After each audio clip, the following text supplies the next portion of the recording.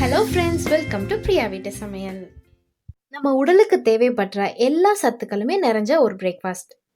ரொம்பவே ஹெல்த்தியான ஈஸியான பிரேக்ஃபாஸ்ட் ரெசிபி பற்றி பார்க்கலாம். நம்ம சேனலில் கீழே உள்ள சப்ஸ்கிரைப் பட்டனையும் பக்கத்தில் இருக்கிற பெல் ஐக்கானையும் ப்ரெஸ் பண்ணிக்கோங்க. அப்போ தான் நான் போடுற எல்லா வீடியோஸும் உங்களை வந்து சேரும். மரவள்ளி கிழங்கு கழுவிட்டு பாதியாக கட் பண்ணி வச்சுக்கலாம். ஸ்டவ்வில் ஒரு குக்கர் வச்சுக்கலாம். எல்லா மரவள்ளி கிழங்கையும் குக்கரில் போட்டுக்கலாம். கிழங்கு மூழ்கிற அளவுக்கு தண்ணி சேர்த்துக்கலாம். அதுக்கப்புறமா நம்ம தேவைப்படுற அளவுக்கு உப்பு சேர்த்துக்கலாம். குக்கரில் 4 விசில் வர்ற வரைக்கும் நம்ம வெயிட் பண்ணோம்.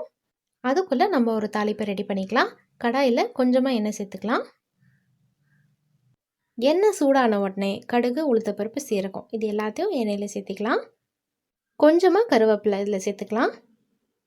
2 பச்சை மிளகாவை நறுக்கி வச்சுருக்கேன், அதையும் இதில் சேர்த்துக்கலாம். கொஞ்சமாக மஞ்சள்தூளை சேர்த்துக்கலாம். இது எல்லாத்தையும் நம்ம வதக்கிக்கலாம். இதில் நீங்கள் வெங்காயத்தையும் சேர்த்துக்கலாம், அதுவும் நல்லாயிருக்கும். 4 விசில் வந்ததுக்கப்புறமா குக்கர் ஓப்பன் பண்ணிக்கலாம். வேக வச்ச கிழங்கு எல்லாத்தையும் ஒரு பிளேட்டில் ட்ரான்ஸ்ஃபர் பண்ணக்கப்புறமா இந்த தோல் எல்லாத்தையும் உரிச்சிக்கலாம். சின்ன பீசஸாக கட் பண்ணிக்கோங்க.